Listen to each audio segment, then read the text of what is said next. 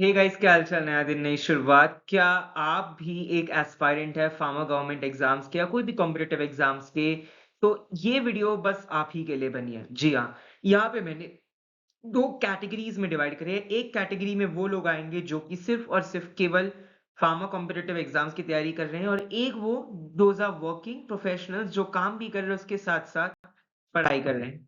तो सबसे पहले ये 2 कैटेगरीज़ है जिसमें मैंने आप लोगों को डिवाइड करा है, क्योंकि आपके वीकेंड्स, वीकडेज़, राइट? फर्दर मैंने इनको सब कैटेगराइज़ करा है कि अगर आप वर्किंग हैं तो आप वीकडेज़ में कितना वक़्त देंगे, वीकेंड्स में कितना वक़्त देंगे, and if you are not working तो आप वीकडेज़ में कितना वक़्त देंगे एंड वीकेंड्स में कितना वक़्त देंगे।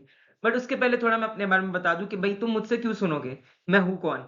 So I've qualified 10 national level pharma competitive examinations, GPAT with an all India rank 43, NIPER with an all India rank 11, ICT with all India rank 1, AIMS all India rank 1, CET PG all India rank 1, Manipal all India rank 7, IIT BHU all India rank 8, FDA and RRB qualified, and मैंने GATE और BITS HD जैसी exams भी qualify करी है।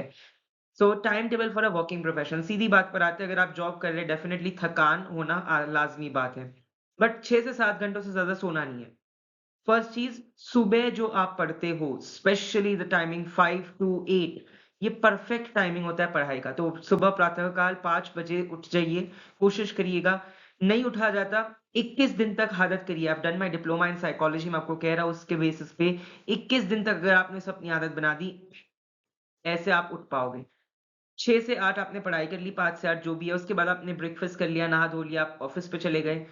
अब 9 to 5 में भी office hours के बीच में आपको थोड़ा बहुत वक़्त मिल जाए, तो आप थोड़ा बहुत मॉक टेस्ट लगा लो या कोई चीज़, क्योंकि पढ़ना तो मुश्किल है, बहुत मुश्किल है।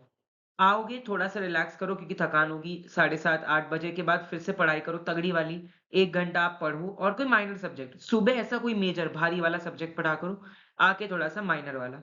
वीकेंड्स में आप इसी को कवर अप कर दिया करो, 6 से 7 घंटे मिनिमम पढ़ना है आपको, 6 घंटे तो आपने पढ़ना ही पढ़ना है वीकेंड्स पे। ये नहीं कि भाई छुट्टी है, थक गए पूरे हफ्ते से। भाई मैं भी अपनी जॉब कर रहा था, मैं तो अपनी research plus job plus competitive exams तीनों चीज़ कर रहा था। तो अगर मैं कर सकता हूँ, तो आप भी कर सकते हैं बिल्कुल।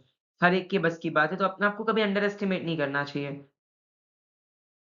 अपने आप को कभी भी अंडर एस्टिमेट नहीं करना चाहिए, ओके? तो ये चीज़ आपने ध्यान रखनी है my dear. Are you all clear till here? Then अगर आपने अगर उसके आगे अगर मैं बात करूँ, if you are only preparing full time for exams, तो भैया सबसे पहले 6 बजे उठो, try to wake up at 6:30 to 9, तगड़ी पढ़ाई करो, ब्रेकफास्ट-वेकफास्ट खा लो, फिर वापस 9:30 से शुरू हो जाओ, दोपहर के 11:30 12 बजे तक तगड़ी पढ़ाई करो। 2 घंटा अपना एक सेशन सिटिंग रखो। नहीं हो रहा है, ज़बरदस्ती अपने आप को थोड़ा-सा मेल्ट करो, मोल्ड करो, अपने ब्रेन को ट्रेन करो, ट्रेन योर न्यूरॉन्स, बट कोशिश करो कि आप पढ़ाई करो। उसके बाद अगर आप चाहो तो थोड़ी देर आप चिल करो, 1-2 घंटा अपने आपको पोमोडोरो मेथड्स की हिसाब से, फिर आप और दिन में अलग-अलग सब्जेक्ट्स पढ़ो। ऐसे नहीं कि एक दिन में एक पूरा सब्जेक्ट पढ़ डाला, फिर तो दिमाग का होना है, करंट उड़ना है। 2 सब्जेक्ट्स या 3 सब्जेक्ट्स का कॉम्बिनेशन पढ़ो, that's gonna help you a lot. So Pomodoro techniques का इस्तेमाल करो, थोड़ा पढ़ाई, थोड़ा काम, एंड देन आपकी बुक्स वगैरह, फ़ॉर्मूलाज़ तगड़े करो और त डेफिनिटली ईज़ी चीज़ें होगी।